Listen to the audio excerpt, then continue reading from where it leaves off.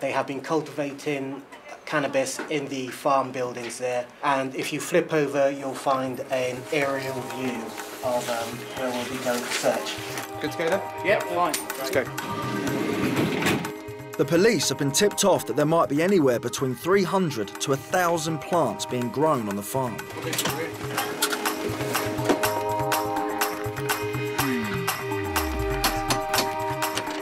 Hello, DC Richardson, I'm from Bridgewater Police Station. Yeah.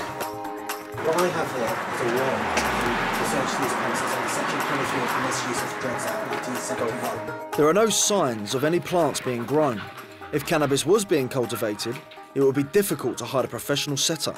I'd expect to be able to smell 1,000 plants. Farming country. It smells of shite. It's a fruitless 30-minute search until one policeman detects a faint smell from some haystacks.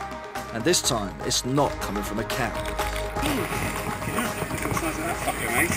There is a secret building behind the haystack, which may be what they're looking for. Oh, this is excellent. That's the result. Result and a half. The entrance to this secret building is on the opposite side of the barn, so the officers dash round. The building which is concealed within this barn is beyond this corrugated iron. Okay, let's see what we're going to deal with now. It's basically some metal. Yeah. It's metal all the way through the other side. The door is purpose-built out of cast iron and is proven very difficult to open. One hell of a door, you wonder what's concealing, don't you? Hit the door there. 40 minutes of hard graft finally pays off. 1, 2, 3, go. Yeah, stay where I can down. Whoever has built this has gone to great lengths in setting it up.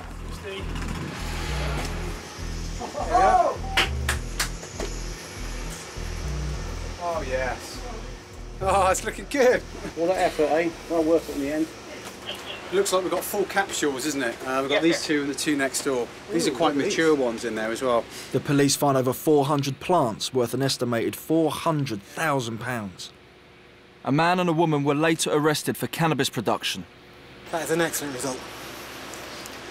Yeah, well done. No, well happy with that. Right, let's go back outside and figure out what the plan of attack's going to be now. The number of factories uncovered by the police has soared by 850% in the last 4 years. No part of the country is immune from this boom. Even rural areas like this, where growers think they can go unnoticed. The cannabis from this rural factory could have ended up on any street in Britain. It could have stayed local. Down the road from Bridgewater is Glastonbury, home to a teenager in trouble with the law for his cannabis habit. It's 8 AM on a Tuesday morning, and I'm at the home of 14-year-old Nathan. Hello. Hello there. You all right? Are you Kerry? Yes. I'm James. Nice to meet you. Is that okay we come in yet? Yeah, Cool. sure. Kerry's son Nathan is a heavy cannabis smoker. No. We've got a visitor, sir. Morning, Nathan. I'm sorry to do this to you, mate. It must be horrible us all barging into your room in the morning. So have you not been up for school this morning? Yeah. No, he's got to go out to bail at 11:30. Oh, really? Yeah. So what's he answering bail for? Probably burglary or something. Right, let's give him 2 minutes. Oh, Colin, we'll give you a minute to wake up. Nathan's been committing burglary. He attends a school for students with behavioural difficulties. So Nathan being upstairs, getting in bed and trying to drag him out, is just the normal routine? Yeah, definitely. He wakes up with this sort of dope hangover and finds it really difficult to surface. Does Nathan smoke in the mornings? He does, yeah. If he's got some, he will try and have a smoke before he goes to school. Yeah. He started when he was 10. Right. That's when he started smoking. And that's when the behavioural problems start as well, right? Yeah. And so 10 years old, is that primary school? Yeah. That's sort of unheard of, isn't it, really? Kids don't do drugs till they're like teenagers. Well, they do, and it's a fact. Nathan's dad died when he was 6, and Kerry's subsequent 2 relationships were violent ones, which Nathan witnessed. Obviously it had an effect.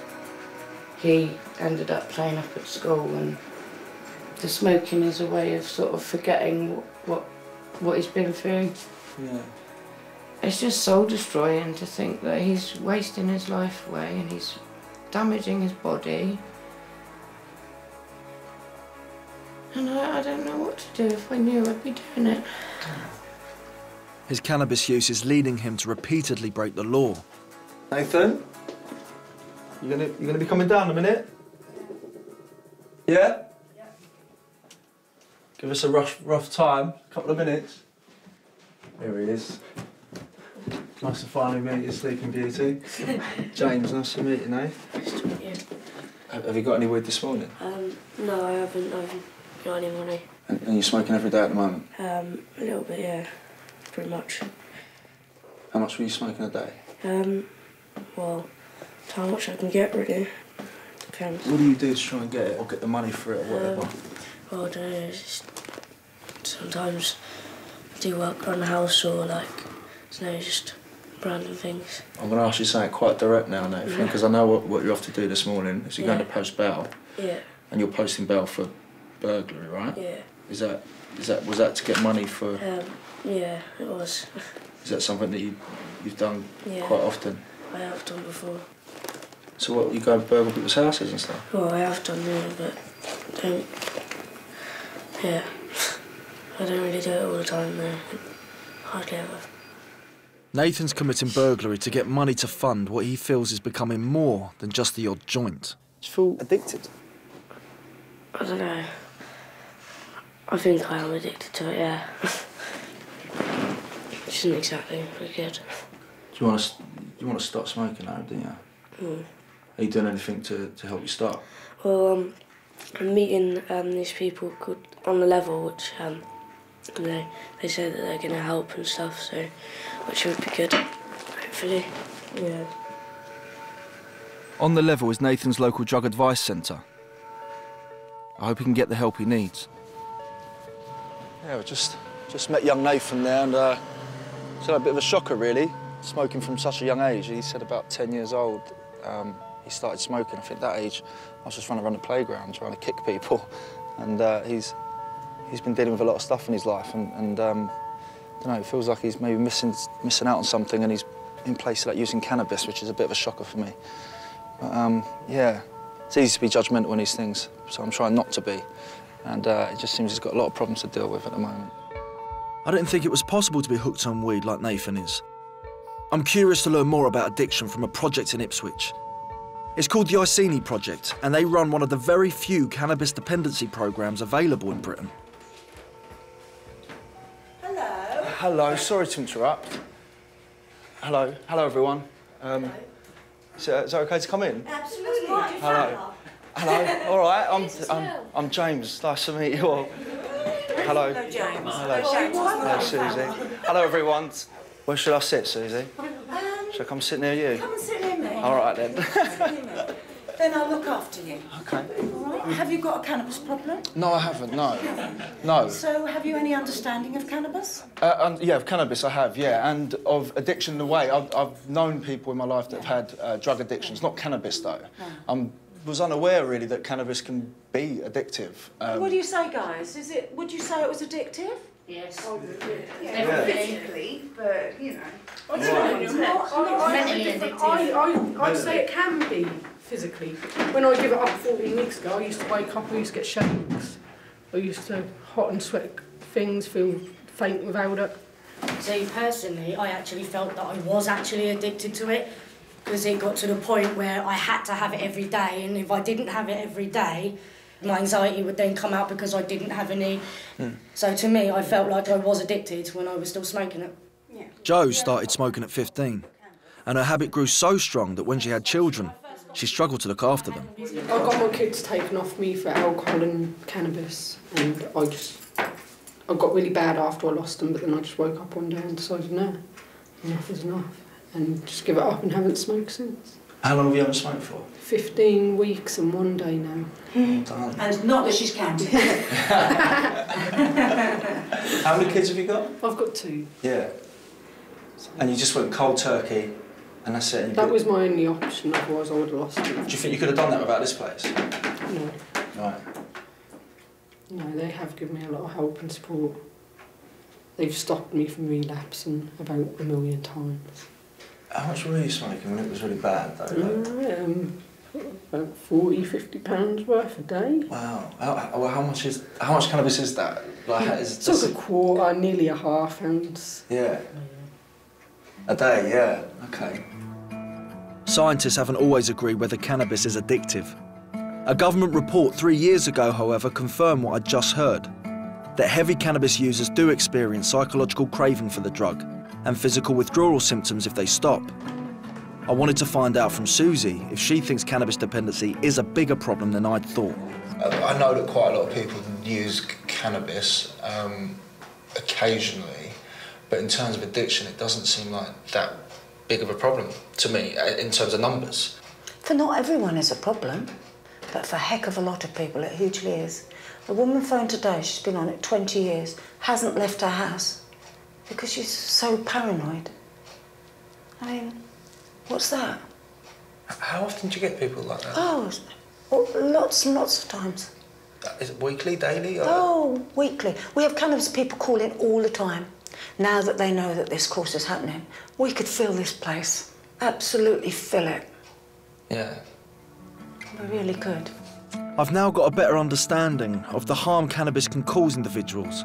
Some people need help with addiction.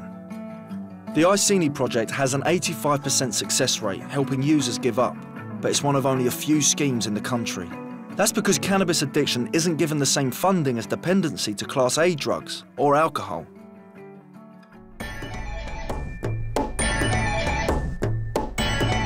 I'm trying to find out how cannabis is supplied to people like Joe and Nathan. So far, I've met a dealer and a farmer, but I want to speak to someone linked with those earning the 7-figure sums at the very top of the weed business. Okay, I'm here right now, actually on the White Cliffs of Dover, to meet Jason Wilson. His father was a cannabis smuggler for years. He used ports throughout the UK to smuggle it into. Well, it wasn't until the law finally caught up with him. Jason's dad is Anthony Spencer, who was the head of an organised crime group and is currently in prison for cannabis smuggling. Jason has since written a series of cartoon novels about his dad's experiences. I'm curious to find out where cannabis comes from and how it's smuggled into the country without being detected by the UK Border Agency, who police the borders. So if you're going to smuggle a large quantity of cannabis into a port in the UK, would it be on a vessel like that? Yeah, just like that. Because that to me looks like, you know, a ferry that you might hop onto France and back in. Is that a passenger ferry? Yeah, just a regular ferry. It brings in lorries, coaches, booze cruisers, people in cars just going for the weekend. And might be on that ferry, for instance, there's a lorry there and it's got a consignment on board now. Lorry driver's just doing his normal job, just happens this time, he's got a consignment on board, and when he gets into the UK, he's going to get paid very well for that. There are many smuggling routes into the UK from Holland, Afghanistan, Pakistan and the Caribbean. But I want to know which one Jason's dad used. The source is the mountains of Morocco and the farmers. And that's the start of the process? That's the start of the process. You'll either be dealing with the farmers or you'll be dealing with the so-called Moroccan mafia. They'll have connections with the Brit. In my father's case, obviously he was the head guy of that little operation. Yeah. Once you've got your source and good people, you bring it over by boat. Moonless night, little rib boats, very fast. You have a little team down in the south of Spain on the bay. They bring it in, they pack it, get ready for the transport, and then it simply comes in a lorry. They'll drive it all the way up to Calais for you. And once it's at Calais, it should be straightforward. You come straight through at Dover at the other end, and then off into the UK, where it goes to another safe house, where the parcel is broken up, and at that point it just gets distributed all over the UK, and within days the money starts coming in. The money goes back to Morocco and the whole chain begins again. Simple as that? Simple as that, really. This is a real involved organisation. This is organised crime, really, isn't it? It's organised, that's what they call it. Yeah. It is organised. If it was disorganised, it wouldn't last long. Yeah, so right. It's got to be organised, and it's run like most businesses are, but you haven't got the paperwork. It's as simple as that, the system you work in. So was your dad the guy at the top, would you say? He was considered to be the top guy who controlled it from Spain into England. He was convicted in Spain. That was bringing it in from Morocco, and that was like a 1.5 tons of hashish, I think. He's out next year, and I think he's planning on to being retired now. Wow. I mean, how much would he be, if you don't mind me asking, how much would he be earning from smuggling? I mean, in Morocco, if you're buying it, say you're buying it like 100 a key, and you're selling it at like a grand a key here, that's wholesale, so it kind of gets sold. But you're making a hell of a lot of money.